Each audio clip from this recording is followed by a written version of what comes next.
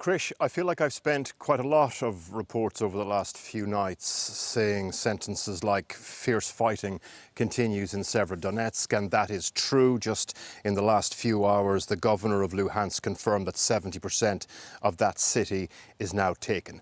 But it does beg the question, why is it that a Ukrainian army, both a regular army and volunteers, so outnumbered and so outgunned by the Russians, continues to slow that advance down, continues to offer so much resistance? The answer to that question is complicated, but one part of it is to do with motivation. Over the last 2 or 3 days, we've spent hours with Ukrainian soldiers on the front line.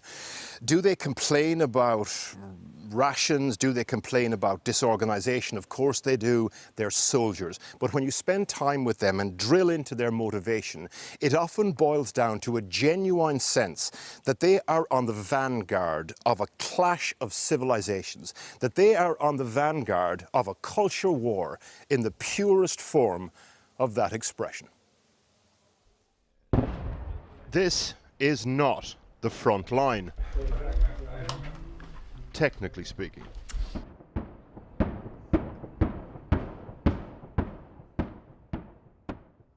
The volunteer battalion we're with call it the second front line. That means soldiers rotate in and out of this position, which we can't disclose, and head to where the fighting is at its most intense. Stanislav Krasnov's next rotation is in about 12 hours. Himself and his wife were both lawyers in Kyiv. Oksana Krasnova is a sniper, so their rotations don't align. But everything else about this couple does. Ми познайомилися в мирний час. Потім революція, потім війна до 15-го, а потім ми працювали, вчились на аспірантурі, отримували PhD, таке. Все нормально.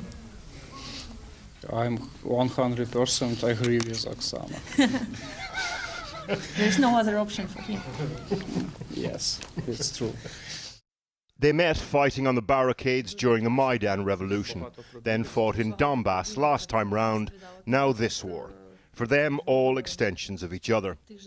Stanislav's rotation into the front line in the morning will be much like the last one, digging in deep, undeterred by artillery.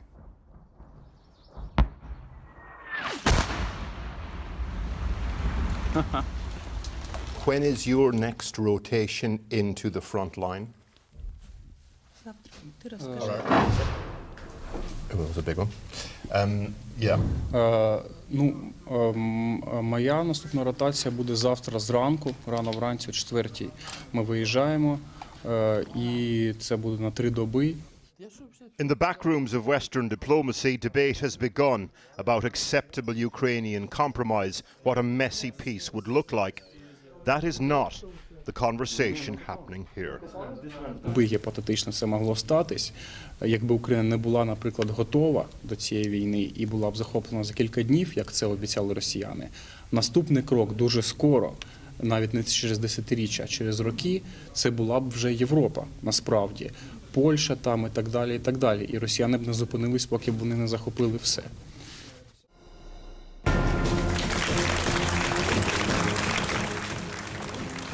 Навіть найбільша правда безсила проти найменшої брехні. Once upon a time, Dmytro Filipchuk was the presenter of a political chat show in Ukraine. Think Jeremy Vine, having swapped auto cue for an automatic. He is now also part of this platoon. The very front line of this war. Describe it to us. 3 слова. Це тяжко, це страшно і це весело. It is hard, it is scary, and it is fun. I imagine, I don't know you very well, but I imagine you're quite a hard man to scare. Ні.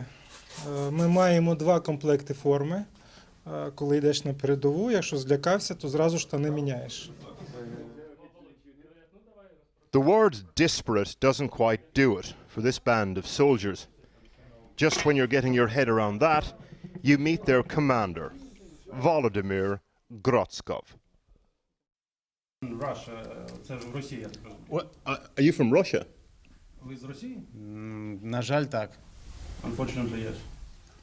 So, what are you doing here? Що ви робите тут?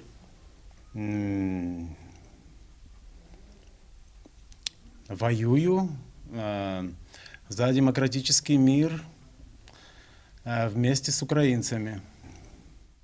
Back home, he was involved in anti-Putin activism. For him, coming to fight in Ukraine, the ultimate act of opposition. Я поехал для борьбы, а не для того, чтобы скрываться. I had go to fighting, not to hiding.